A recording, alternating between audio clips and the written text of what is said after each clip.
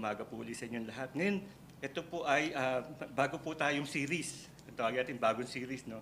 Ang Aklat ni Samuel. Ngayon, ang mga aklat ni Samuel, kaya sabi kong dalawa yun eh, una tsaka yung pangalawa.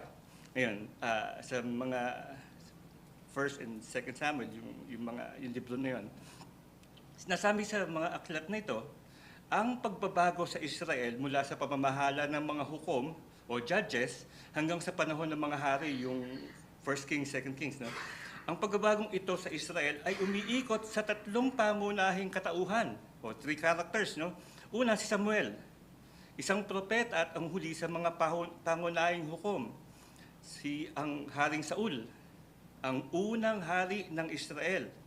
At kay David, si David, maraming nakakilala diyan kasi yung famous siya sa si David and Goliath. So, maraming nakakilala sa kanya.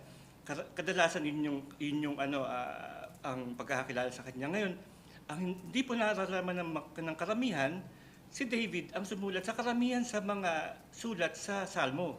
Ayan. Ang mga unang pakikipagsapalaran ni David bago naghari ay kasama sa mga ulat tungkol kina Samuel at Saul. Ayan, tulad ng ibang makasaysayang akda sa Lumang Tipan o yung history, tampok sa aklat na ito ang tagumpay dahil sa katapatan sa Diyos at ang kapahamakang dulot ng pagsuway ng katauhan. Malinaw itong sinasabi sa pahayag ni Yahweh sa paring si Eli sa chapter 2 verse 30. Sinabi doon, "Pararangalan ko ang nagpaparangal sa akin, ngunit pababayaan ko ang nagtatakwil sa akin." Wow. Mabigat yun kasi isip mo, dudulog ka sa Diyos para pansinin ka, para bigyan ka ng biyaya. Pero isipin mo to, sinabi niya, pababayaan niya, yung nagtatakwil sa kanya. So, meron dong mabigat na salita, no? Pero kailangan nating isipin yung ating tungkulin na parangalan natin ang Panginoon. Kaya tayo nagpe-praise, kaya tayo gusto nating i-acknowledge yung kanyang power dahil alam natin na siya yung makapangyarihan na nagbibigay sa atin ng ating lakas. Ngayon, tinala sa aklat ang magkakahalong damdamin tungkol sa pagtatatag ng kaharian. Si Yahweh ang siyang tunay na hari ng Israel. Kung kahit sinabi na meron tayong King Saul at King David, ang actually niyan, si Yahweh talaga yung ating hari. Ngunit dahil sa pagtugon sa kahilingan ng mga tao, pumili si Yahweh na magiging hari dun sa panahon na yon. Gayunpaman, pinapakita sa aklat na ito na ang hari at ang bansang Israel ay kapwa namuhay sa ilalim ng kapangyarihan ng paghahatol ng Diyos pa rin. Nagtatapos ang aklat na ito sa pagkatalo ng hukbo ng Israel laban sa mga Pilisteo at sa kamatayan ni Haring Saul. Namatay si Haring Saul. Ngayon, sa unang aklat ni Samuel, itong unang kabanata. Unang kabanata pa lang tayo, mahaba ito, kaya relax lang kayo kasi itong seryeng ito, very interesting kasi yung transition ng ruler. So marami tayong matututunan dito. Ngayon, yung sa unang aklat ni Samuel, itong unang kabanata, habang inaaral ko to, no, parang nababagay siyang mensahe para sa araw ng mga ina. Para siyang pang Mother's Day. Mapapansin nyo rin yan habang inaaral natin to. Ngayon, ang pagmamahal ng isang ina ay nagtatakda ng pamantayan o sa English, nagsiset ng standard. Yan. Kung pag-uusapan ang iba't ibang antas o level ng pag-ibig, walang mas hihigit pa sa mundo kaysa sa pagmamahal ng ating ina. Gusto kong ibigyan ng emphasis yan kasi hindi lang nandito yung asawa ko, nandito yung mga mothers dito, kundi totoo yun. Kasi sabi dito, may kasabihan daw, may mukha siya, itong batang to, na tanging ina lang ang nagmamahal. O sa English daw, he has a face that only a mother could love. Wala akong sinabing ganun. Pero ito ang nagsasabi patungkol sa kung gaano kadukha ang pagmamahal ng isang ina. Walang maipapantay ang pagmamahal ng mga ina sa kanilang mga anak. Totoo yun. Kasi ako nung nagkakaroon ng hindi pagkakaunawaan ng mga magulang namin, ang nanay ko, kahit ano man mangyari, hindi niya papakita yon. Kaya kung nakikinig ang nanay ko ngayon, ina-acknowledge ko yung iyong kadakilaan. Ayan. Pang Mother's Day na to. Kaya, Mami, May pa to pero didedicate ko sa iyo to. Yan. Kaya sana nakikinig ka ngayon. Ano oras ba ngayon? 12:00. Ayan. Ngayon, eto kapag 4 na taong gulang ka na, isip mo kayang gawin ng nanay ko ang lahat. Pag 4 years old ka, mataas ang tingin mo, sabihin mo ganyan, kaya ng nanay ko. Yan. Sa edad na 12, pag nag-12 years old ka na, ikaw ay nag-iisip na, hindi yata alam ni nanay ang lahat. Yun. Pag nag-14 ka na, sinasabi mo nang walang alam si nanay. Yan.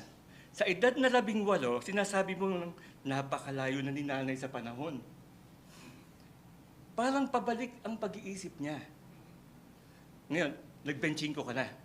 25 years old ka na, bagamat niisip mo, medyo nakakaalam si nanay ng mangilang-ilang bagay. Sa edad na 35, iniisip mo, bago tayo magdesisyon, kunin natin ang opinion ni nanay. Ngayon, pag marami ka nang iniisip, sa edad na 45, sasabihin mo, ano kaya ang sasabihin ng nanay ko tungkol dito? At sa edad na 65, pag nag-65 ka na, sambit mo, gusto kong makausap ang nanay ko kahit isang saglit lang. Kahit isang beses lang. Malamang ang ilan sa inyo ay nakakaranas ng ganoong pakiramdam ngayong umaga. Kapag nagkaanak ka, bigla mong maisip kung gaano ka dapat magpahalaga sa mga magulang mo. Hindi lang sa mga magulang mo, no? Gusto mo silang tawagan at sabihin sa kanila, wow, napakalaki ng pasensya mo sa amin. Napakalaki ng sakripisyo mo sa amin. Pinakita mo ang labis na debosyon at labis na pagmamahal. At ngayon, maisip natin ang bigat ng responsibilidad ng maging magulang. Napakabigat. Ayun, kwento ko muna sa inyo itong isang nanay nakita ko sa Target. May isang nanay na natutulak ng kanyang shopping cart sa Target. Ang kanyang maliit na anak na babae ay nasa kariton. Sinusumpong yung anak at nag-iiyak. At malakas na sinasabi ng nanay, huminahon ka, Lucy. Everything will be okay, Lucy. Malapit na tayo umuwi, Lucy. Pinuntahan siya ng isa sa mga clerk ng Target. Sabi ng clerk sa nanay, Ma'am, dapat kang papurihan kung gaano ka magpasensya kay Lucy. Tumingin ang nanay sa clerk. Sinabi niya, Ale, ako si Lucy. Kinakalma niya sarili niya. Kalma ka lang, Lucy. Ngayon, dito sa 1 Samuel, sa unang kabanata, nasabi ko rin sa ating panimula na ang librong to ay tungkol sa 3 dakilang tao. Tandaan yung number na 3, Ito ay tungkol kay Samuel, ang propeta, si Saul, ang unang hari ng Israel, at si David, ang sumunod na hari, ang pinakadakilang hari ng Israel. Kaya ito ay isang libro tungkol sa 3 dakilang tao, ngunit ang librong to ay nagsisimula sa isang babae, sa isang nanay. Isang babaeng baog, actually. Kaya i-explain natin dito, but baog siya at naging nanay siya.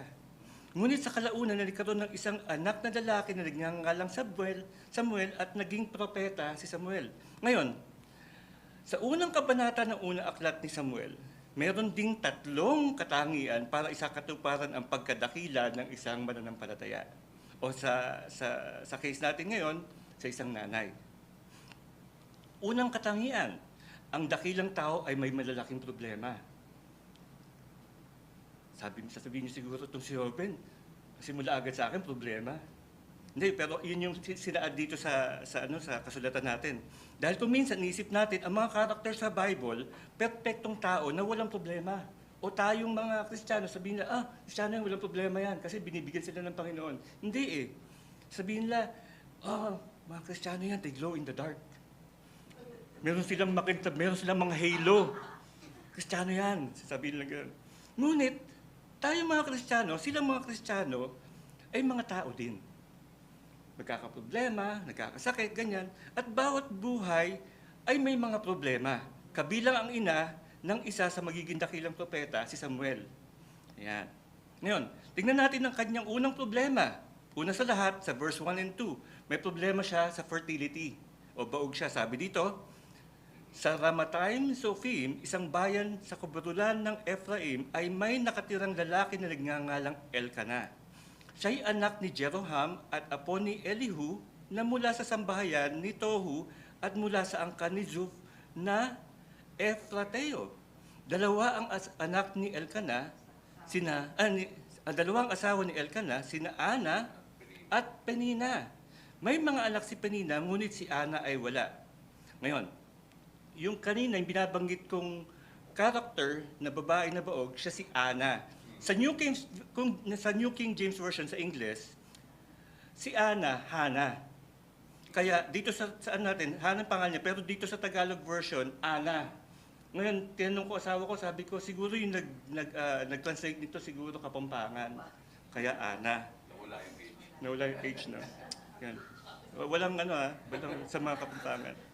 Kuya Dan, kung nakikinig ka.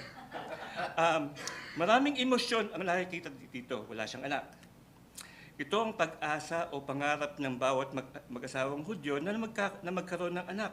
Kailan ba yung pangarap nila eh? Nakikita itong isang pagpapala o blessing mula sa Panginoon pagka may anak ka. Mula sa panahon ng iyon, ang idea ay nabubuhay ka para sa iyong mga anak. Yun ang reason ay magkaroon ka ng anak. At naisip nila nung mga panahong yun, kung mas marami kang mga anak, mas mabuti. The more the merrier, ika nga nila. Ibang-iba sa panahon ngayon, no? Sabi sa mga awit 127:3, kaloob nga ni Yahweh itong ating mga anak, ang ganitong mga supling, pagpapalang mayroong galak. Wow. Sana naiisip ng mga kabataan to ngayon, no? Yung mga ayaw magkaanak, sabi nila, sige, ito na lang ako, ganyan. Pero sa katunayan, ang kawalan ng anak ay isang kakilakilabot na stigma na ito ay nakita bilang isang pagdurusa ng mga panahon yon. Kahit naman ngayon, para itong sumpa. Tingnan natin ang verse 11. Sabi, sa kanyang panalangin, sa panalangin ni Ana, gumawa siya ng panata. Sabi niya, Yahweh, Diyos na makapangyarihan sa lahat, kung papakinggan ninyo inyong abang lingkod at inyo pong kahahabagan, na makaawa siya. Kung hindi ninyo ako pababayaan, sa halip ay pagkakalooban ng isang anak na lalaki. Isa lang. Hindi siya nangarap ng marami, isa lang. Kung hindi ninyo ako pababayaan, sa halip ay pagkalooban ng isang anak na lalaki, ihahandog ko siya sa inyo at habang buhay na siya'y nakalaan sa inyo, hindi ko ipapaputol ang kanyang buhok. Ngayon, mapapansin natin kung paano niya ilarawan ang kanyang kalagayan. Ito ay isang pagdurusa. Yung feeling ng nagdudusa, yun siya. Sa Genesis, kung babalikan natin yung libro ng Genesis, si Leah, asawa ni Jacob, hindi rin siya mabuntis, pero sa katagalan, nabuntis na rin siya. Alam mo sinabi niya, sabi niya, nakita ng Panginoon ang aking paghihirap. So nakita ng Panginoon yun, kaya pinagkalooban siya ng anak. Si Leah yun. Pagkatapos, ito pa, yung isa pang asawa ni Jacob, si Raquel, o Rachel kung tawagin, no? Dahil hindi siya maaaring magkaanak, ngunit ang kanyang kapatid na babae ay pwedeng magkaanak, sabi niya sa asawa, bigyan mo ako ng mga anak o ako ay mamamatay. Ganun kalaki yung pagdudusa kung wala kang anak. No, mamatay na lang ako kasi wala akong anak eh. Walang dahilan kung bakit ako mabubuhay. Kasi sa kultura ng katutubong Hudyo, sa yung mga traditional na Jewish, alam niyo ba na kung ang isang babae ay hindi magkaanak ng isang lalaki, anak na lalaki o isang anak na babae, iyon ay batayan para isang diborsyo. Kung sa loob ng 10 taon ay walang anak. Yun. At yun ay dahilan kung bakit nakikita natin ang lalaking ito na may 2 asawa. Dahil ang kanyang unang asawa, si Ana o si Hana, ay hindi magkaanak. Kaya pumasok sino? Si Penina. Yon, at siya ang nagkaanak. So kumuha siya ng pangalawang asawa para siya magkaanak. Dahil sa kanila nga, the more, the merrier. Yun ang kanilang Yun ang reason kaya sila dumami. Kaya ito si Ana, at ang kanyang unang problema ay ang kanyang pagkabaog. Pero may isa pa siyang problema. 2 problema niya eh. Siya ay may karibal. May karibal. Para na naman tong comics. At iyon ay si Penina. Ayan, basahin natin sa verse 3 and 4. Tignan natin ha. Verse 3 and 4, sabi doon, taon-taon pumupunta si Elkanah sa Shilo upang sumamba at mag-alay ng mga handog kay Yahweh na makapangyarihan sa lahat. Naglilingkod doon bilang mga pari ni Yahweh ang mga anak ni Eli na sina Hofni at Phinehas. Tuwing maghahandog si Elkanah, binibigyan niya ng tig-iisang bahagi si Penina at ang mga anak nito. Yan. Ngayon, minsan sa isang taon, umaahon si Elkanah sa Shiloh. Yun. Kung saan magkakaroon ng naroon ng tabernakulo. So doon sila sumasamba. May tabernakulo, nagkaroon ng pagsamba at ng isang kapistahan at pag-aalay. Tuwing darating ang panahon na maghahandog si Elkanah, siya ay magbibigay ng mga bahagi kay Penina na kanyang asawa at ito pa ang mga anak nito. Isipin mo nabigyan na siya na si Penina at yung mga anak.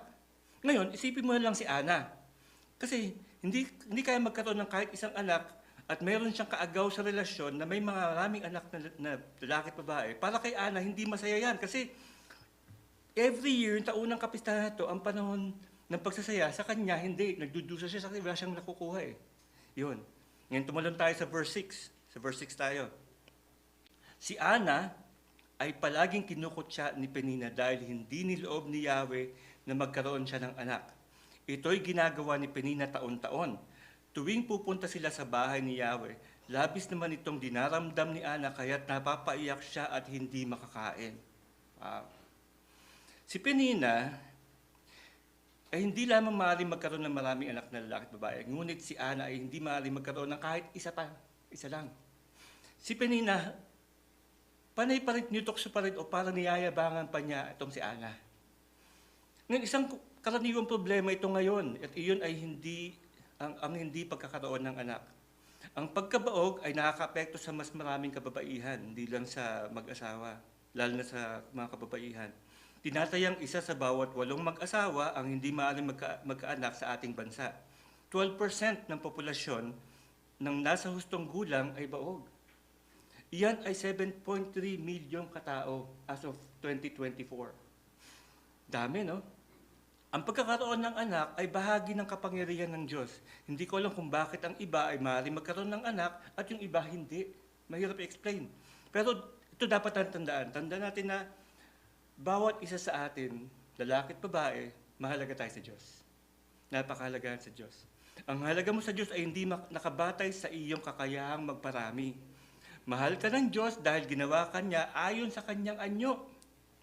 At napakahalaga mo sa kanya. Kundi ka man makabuo ng anak o hindi, mahalaga ka. At tandaan nyo rin, sa mga babae, hindi ka nag-iisa. Sa katunayan, kung ikaw ay hindi man magkaanak, ikaw ay isa sa mahabang listahan ng mga kababaihan ng may pananampalataya na hindi magkaanak. Marami sila. Narito ang isang maikling listahan. Si Sarah, ang asawa ni Abraham, ay baog. Si Rebecca, asawa ni Isaac, baog yan. Si Rachel, sabi ko kanina, si Rachel, siya rin. Si Ruth, ang asawa ni Boaz, sa kanyang unang kasal, hindi makabuo ng bata. Si Elizabeth, ang ina ni John the Baptist. Parang si Elizabeth, ang ina ni John the Baptist. Naging ina si Elizabeth, baog siya, pero pinanganak na si John the Baptist. At siya yung nagbigay ng daan para kay Jesucristo. Ayan. Ngayon, mapapansin natin dito, sa banal na kasulatan, ang karamihan sa mga babaeng walang anak ay kadalasan ang mga matuwid na babae. So, ang tawag natin yun, matriarch of faith. Yan. Kababaihang merong malalaking pananampalataya. Ngayon, kung hindi mo kaya magkaanak, naniniwala ako na ikaw ay nakalaan para sa ibang pagpapala. Merong plano ang Diyos sa iyo. Ngayon, maaaring inihahanda ka pa rin ng Diyos ngayon upang maging isang magulang sa hinaharap hindi dahil lang sinabi ng doktor na hindi ka maaaring magkaroon ng anak. Hindi ibig sabihin nun, hindi ka na magkakaroon ng anak. Walang imposible sa Panginoon. Ngayon, unang katangian, ang mga dakilang tao ay may malalaking problema. Yun ang number 1. Ang pangalawang katangian natin, ang mga dakilang tao ay nagpapanatili ng mga bagay na mahalaga. Priorities. Yan. May priority. Habang tinitingnan natin ang babaeng to na si Ana, naintindihan natin ang kanyang relasyon sa Diyos, priority niya yon, sa kanyang asawa at sa kanyang magiging anak na lalaki, na hindi niya alam na magkakaroon siya. Yun ay tama, nakaayon sa plano ng Diyos. Tingnan natin ang kanyang mga priorities. Una sa lahat, kasama ang kanyang Diyos, verse 9. Sa verse 9 sinabi, minsan, matapos silang kumain sa Shiloh, malungkot na pumunta si Ana at nananalangin sa bahay ni Yahweh. Nagkataong nakaupo sa may pintuan ng bahay ni Yahweh ang paring si Eli. Buong pait na lumuluha si Ana at taimtim na nananalangin kay Yahweh. Ganito ang kanyang panalangin. Kanina, binasa natin to. Sabi, Yahweh, Diyos na makapangyarihan sa lahat, kung papakinggan ninyo ang inyong abang lingkod at inyo pong kahahabagan, kung hindi ninyo ako pababayaan, sa halip ay pagkakalooban ng isang anak na lalaki, inihahandog ko siya sa inyo at habang buhay na siya'y nakalaan sa inyo, hindi ko ipapaputol ang kanyang buhok. Binanggit ko naman yung buhok na yan. Iyon ay isang panata ng Nazareno. Yung special na panata yan na pagka lumalaki yung bata, hindi ko papaputol yung buhok. Kaugalian sa kanila yon. Habang nananalangin si Ana, ang bibig niya ay pinagmamasdahan ni Eli. Gumagalaw ang kanyang mga labi, ngunit hindi naririnig ang kanyang tinig sapagkat siya'y nalalangin lamang sa sarili. Dahil dito, inaakala ni Eli na siya'y lasing. Kaya, lumapit ito at sinabi sa kanya, tama na yung paglalasing mo, tigilan mo na ang pag-inom ng alak at magpatino ka na. Sagot naman niya, hindi po ako lasing, sagot ni Ana.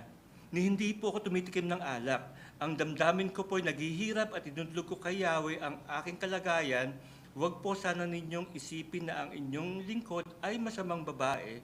Ipinapahayag ko lamang ang matinding paghihirap ng aking damdamin. Binubuhos niya ang lahat sa Diyos. Masakit sa kanya ang mga nangyayari. Umiiyak siya habang nananalangin. Kapag may luha sa ating mga mata, may paghihirap sa ating mga puso. At ibinuhos ng babaeng ito ang lahat ng iyon sa harap ng Diyos. Kumbaga napapaiyak siya habang sinasabi niya yon. Hindi siya nagrereklamo sa asawa niya.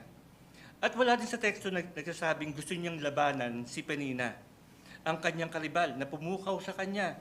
Ngunit ang ginagawa niya ay tinatanggal niya ang kanyang kalungkutan sa puso at ibinuhos niya ito sa harap ng Panginoon. Pag tayo ay talagang punong-puno na sa ating problema, ibibuhos natin sa Diyos, di ba? Kasi wala naman tayong paglalagyan yan sa sarili natin. Kung hindi natin ibubuhos sa Panginoon yan, wala tayong kalutasan.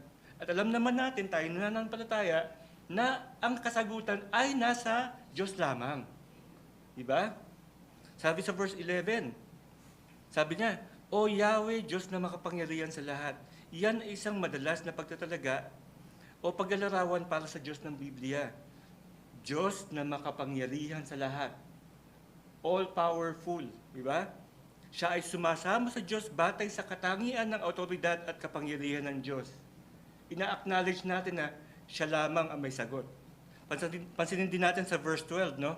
Sa verse 12, sinabi dito, habang nananalangin si Ana, ang bibig niya ay pinagmamasdahan ni Eli. Sa ibang version, ang sinabi ay siya ay patuloy na nananalangin sa harap ng Panginoon.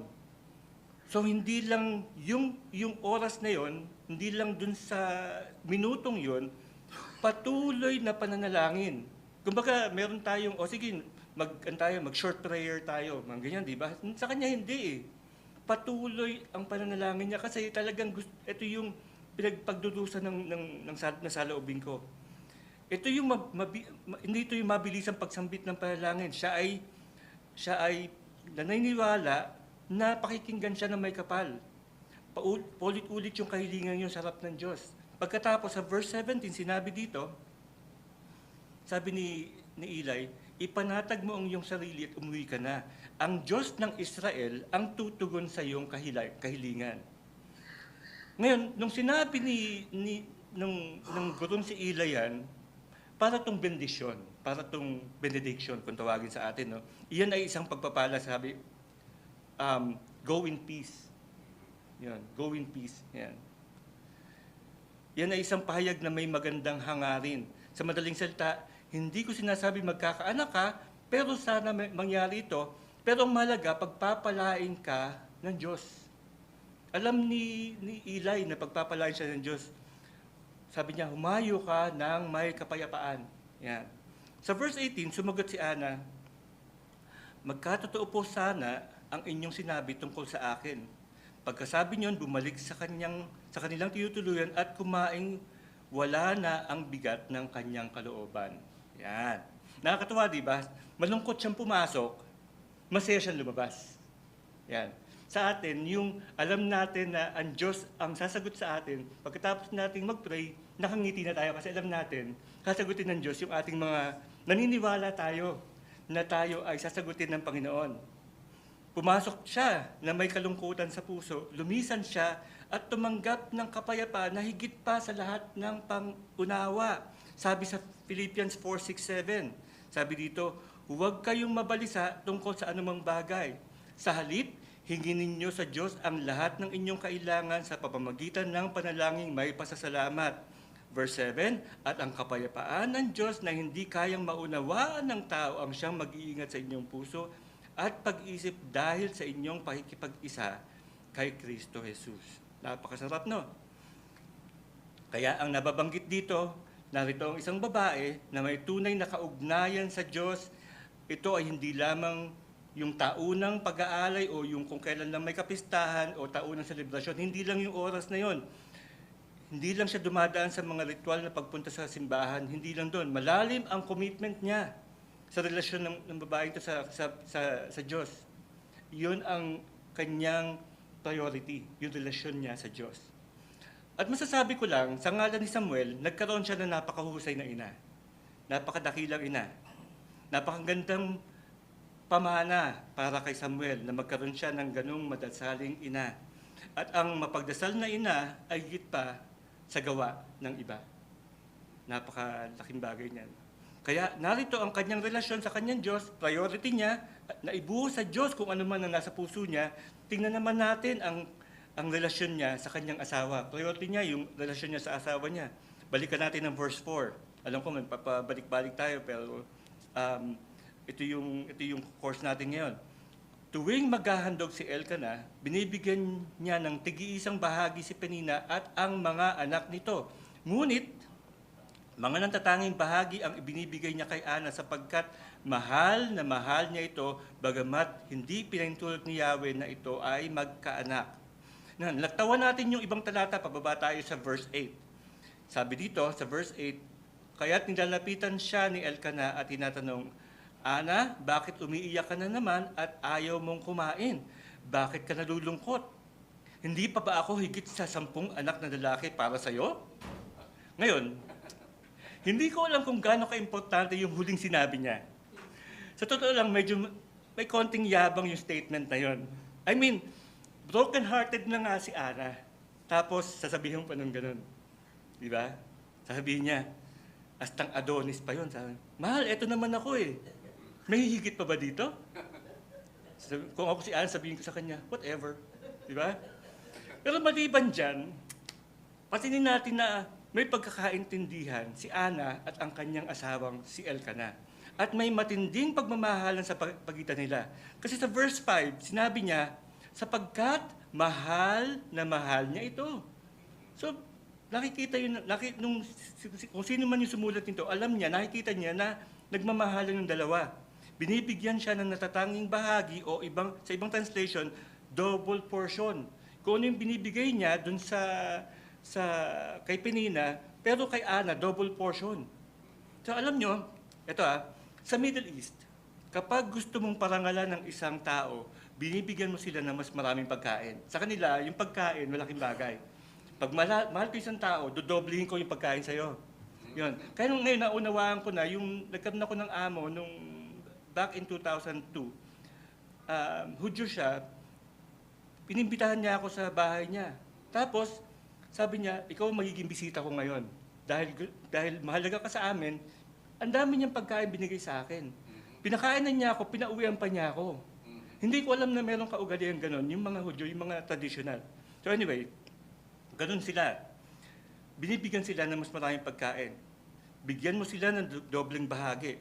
Kung matatandaan nyo sa Genesis uli, sa kay Joseph, si Jose, Joseph the Dreamer, sa libro ng Genesis, nang ang lahat ng kanyang mga kapatid ay dumating sa kanya nung siya ay naging ministro sa Ehipto, yung kapatid niyang si Benjamin, yung pinakamaliit, ang nakakabata niyang kapatid, naroon yun. Binigyan niya kasi si Benjamin kumbaga, siya yung apple of the eye ni Joseph eh. So, binigyan niya si Benjamin ng 5 ulit na bahagi ng pagkain kaysa sa ibang mga kapatid niya. Yung mga kapatid niya, binigyan niya, tigi-tigisang bahagi lang. Pero ito, 5 times. Dahil mahal na mahal niya si Benjamin. Yun. Kaya sabi ko sa asawa ko, kung magkapalit ako ng pangalan, Benjamin yung pangalan. Yun. Kaya, yun. Gusto kong malaman nyo lang yun. I like the word, I like the name Benjamin. Ito ay indikasyon lamang ng pagmamahal at pabor. Yun. Ngayon, balik tayo sa mag-asawa, ito yung priority natin. Ang mag-asawang to, nagkakaintindihan sila, itong si Elkanah, ang lalaki, nakikisama siya sa kanyang asawa ng may pang-unawa. May understanding. Ngayon, may nagsabi na ang pag-aasawa ay parang isang mahabang biyahe sa isang maliit na bangkang desagwan. Kung ang isang pasahero ay magsimulang ugain ng bangka, ang isa ay kailangang patatagin ito. Kung hindi, pareho silang mapepeligro at posibleng mahulog at malunod. Magandang paglalarawan niya ng isang matagumpay na relasyon ng pag-aasawa. Kailangan mong patatagin ang bangkang iyon ng inyong relasyon. Kailangan nating ibuhos ang pag-unawa at pagmamahal at katatagan para sa relasyon iyon upang magtagal. Ngayon, hindi lang magtagal kung hindi matapos iyon hanggang kamatayan. Kasi yung mga wish ng mga tao ay sana magtagal yung relasyon nyo o sana hindi kayo magkahiwalay. Hindi Sana yung maging life verse natin yung till death do us part. Di ba?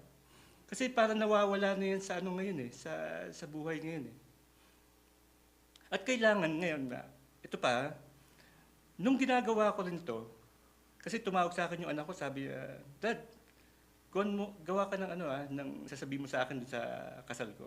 So habang ginagawa ko to, actually kasama na to At kailangan, sabi ko, kailangan magkaroon ng triangle Kailangan, yung pagmamahal yung dalawa, meron pang isa. Yung Diyos. Kasi hindi mabubuo yung polygon, yung triangle, kung wala nung isang sulok na yon. Kaya kailangan may pagmamahal sa Diyos at pagmamahal sa mag-asawa. Triangle. Alam nyo, natuktusan kong gustong-gusto ng mga bata na makitang nagmamahalan ng kanilang mga magulang. Maaaring ang mga magulang ay sanay sa PDA o public display of affection. Sa iba sabihin na medyo mushy o kaya sabihin ng mga bata, gross. Pero sa isipan nila, gusto nila yon. Yeah. Ang best gift na may bibigay natin sa ating mga anak, mahalin ng Diyos, mahalin ng asawa, at hindi na iyang ipakita sa harap ng mga anak. Kaya ang mga dakilang tao ay nagpapanatili ng mga bagay na mahalaga, tulad ni Ana, siya ay dakilang babae na may malaking prioridad. Ang prioridad niya, pahalagahan niya sa Diyos, ang pahalagahan niya ang kanyang asawa, at ang kanyang magiging pamilya. Priorities. Verse 19. Kinabukasan, maagang-maaga silang sumamba kay Yahweh. At pagkatapos ay umuwi na sa Rama. Sinipingan ni Elkanah si Ana. At dininig ni Yahweh ang dalangin nito. Nagbuntis siya. At dumating ang araw na siya'y nagsilang ng isang sanggol na lalaki. Samuel ang pinangalan niya rito sapagkat sabi niya, hiningi ko siya kay Yahweh. Ngayon, ang pangalang Samuel, sa wikang Hebreo, ang kahulugan ng salitang ito ay pangalan ng Diyos. Yan. Narinig ng Diyos ang dalangin ni Ana. Kaya sa ibang mga talakayan, ang pangalan ng bata ay Samuel na ang nanggaling sa salitang Shama, na ang ibig sabihin, narinig. Narinig. Verse 21. Pagkalipas ng isang taon, si Elkanah at ang kanyang sambahayan ay muling nagpunta sa Shilo upang ialay kay Yahweh ang taunang handog at upang tupdin ang kanyang panata. Sinabi ni Ana kay Elkanah, hindi na muna ako sasama sa inyo ngayon. Hinihintay ko na ang panahong maaari na siyang mahiwalay sa akin. Paglaki niya, dadalhin ko siya sa bahay ni Yahweh at doon na siya titira sa buong buhay niya. Yan.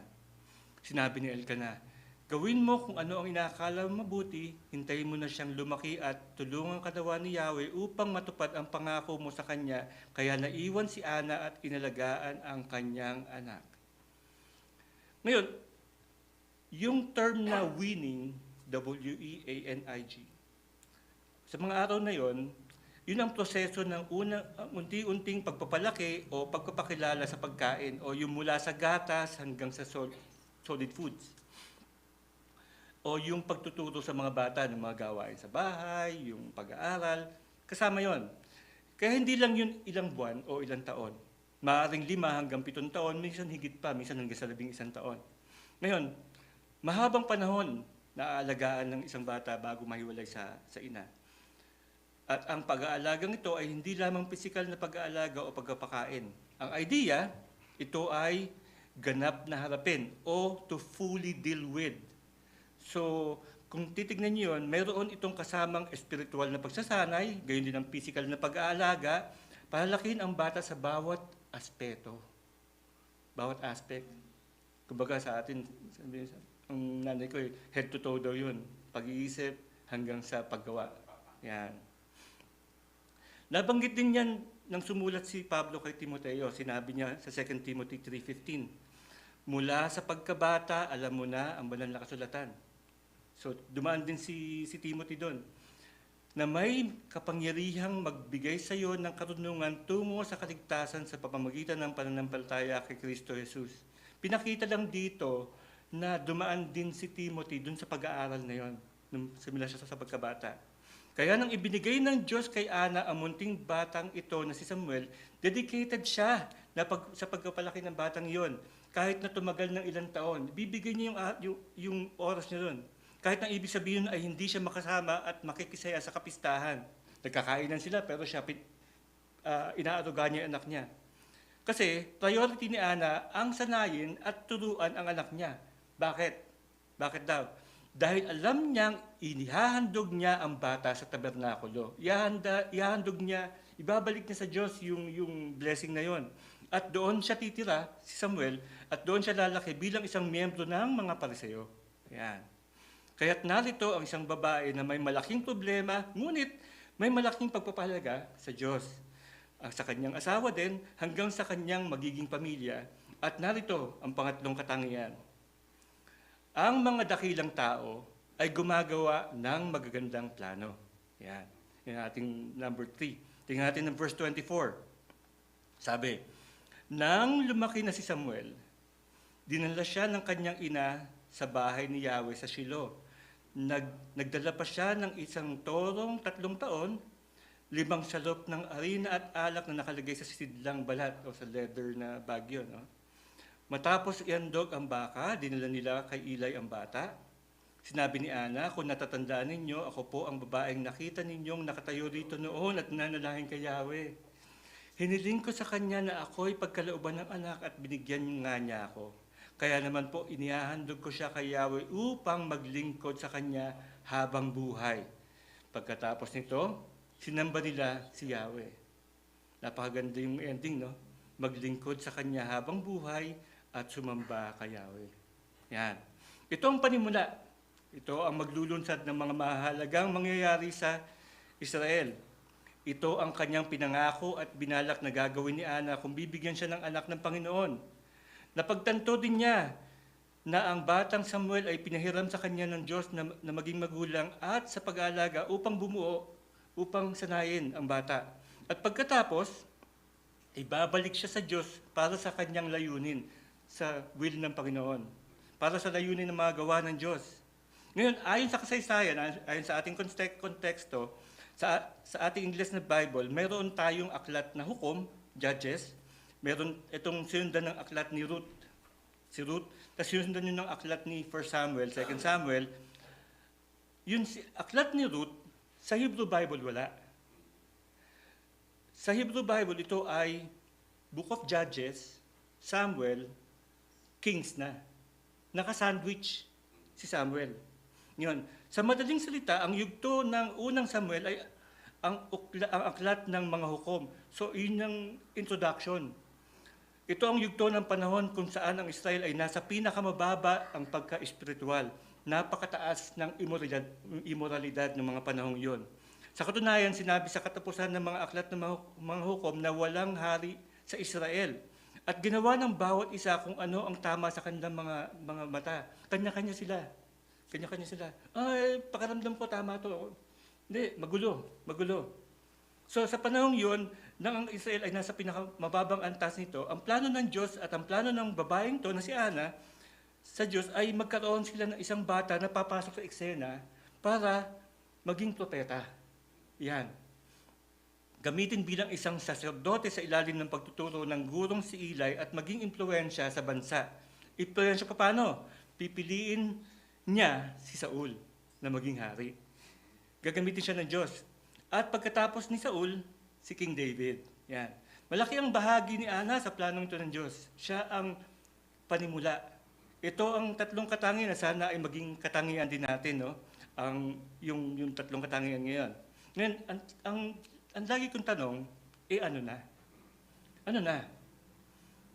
Meron akong 3 punto, na gusto kong iwanan sa inyo. 3 bagay na sana manatili sa ating mga puso, no? Una, ikaw ay mahalaga sa Diyos. Tayo ay mahalaga sa Diyos. Mayroon ka bang anak o wala? Mahal ka ng Diyos kahit ano ka pa man. Yan ang una. Tandaan natin yan, ha? Pangalawa, kapag may sakit ka o nasaktan ka, mapapisikal o emosyonal, tandaan mo, may plano ang Diyos. May plano ang Diyos. When you are at your worst, sabi nga nila, God is at work. When you are at your worst, God is at work. He's up to something. Sabi nga ng mga iba, He's up to something. Sa ating mga Pilipino, may niluluto ang Diyos. Kakain ka na lang. Yan. Pangatlo, kailangan mo ng isang listahan ng mga prioridad na gagawin mo sa iyong buhay ng personal sa Diyos at may kaugnayan sa iba. Tandaan natin yung kaugnayan ng Diyos, ito yung vertical, at kaugnayan sa mga tao, ito yung horizontal. Gagawa tayo ng listahan kung paano natin mapaprioridad yun. Kung gusto mong lumaki ang iyong mga anak sa isang Kristiyanong tahanan, siguraduhin mong si Kristo ay nasa tahanan ng iyong mga puso. Yun ang ating tatandaan. Si Hana, ang tanging hangarin niya ay magkaroon ng anak. Anak na may babahagi niya sa pamilya niya, nila ni Elkanah. Kahit alam niya na siya ay baog at wala siyang kakayahan na magkaanak, hindi siya tumigil na manalangin dahil alam niya na walang imposible sa Diyos.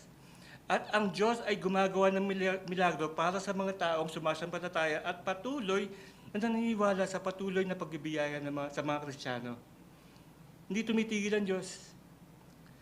Insultuhin man tayo, saktan man tayo, makotsa, pagtawanan o ano pa mang para pahinain ang loob natin, patuloy pa rin tayo magpupursigi na maniwala na tayo ibibigyan ng kalutasan at kasagutan ng Panginoon sa ating mga pagsubok at katanungan.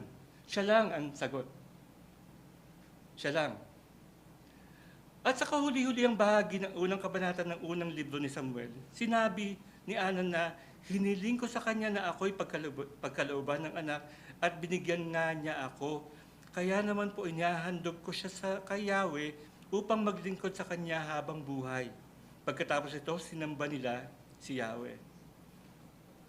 Yun din yung hangarin natin yung maglingkod. Sana maging hangarin natin habang buhay, maglingkod sa kay Yahweh habang buhay. Dahil pagkatapos nito, tayo ay sasamba kay Yahweh habang buhay. Hanggang sa buhay na walang hanggan. Ang biyayang sagot ng ating Panginoon ang siyang ating ihahandog sa Kanya. Ang ating mga kaalaman, ang ating mga talento, alinmang mayroong tayo, ibabalik natin sa Panginoon dahil ang Panginoon naman talaga ang nagmamay-ari ng lahat ng ito at tayo ay pansamantalang taga-pag-alaga lamang. Temporary lang naman to. Yung mga anak natin, ang Diyos ang nagmamay-ari. Tayo lang nagpapalaki, tayo lang nag-aaruga, pero tungkulin natin na palakihin sila sa paniniwala at pananampalataya kay Jesus. Yan ang ating priority. At sa pagsara ng kabanata, sinamba nila si Yahweh. Tayo ay sasamba kay Yahweh.